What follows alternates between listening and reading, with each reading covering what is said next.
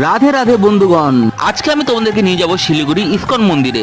যারা শিলিগুড়িতে থাকে তারা তো সবাই জানে, কিন্তু যারা শিলিগুড়ি বাইরে থাকো তারা কিন্তু অবশ্যই শিলিগুড়িতে আসলে পরে একবার হলেও ভিজিট করে যাবে। ইসকন মন্দিরটি রয়েছে শিলিগুড়ি সেবক রোডে, ঠিক পায়ে সিনেমা হলের অপোজিটের গলিতেই। এটি হলো প্রবেশ পথ, কিন্তু এখানে তোমরা জুতো পরে ঢুকতে পারবে না। এখানে জায়গায় জায়গায় নো রিস্ক নো ব্লগের কিন্তু বোর্ড লাগানো আছে।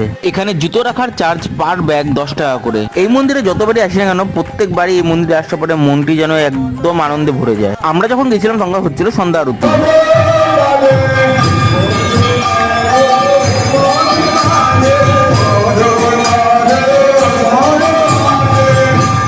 সন্ধ্যা আরতি দেখে এবং শুনে মনটি একেবারে শান্ত হয়ে গেল।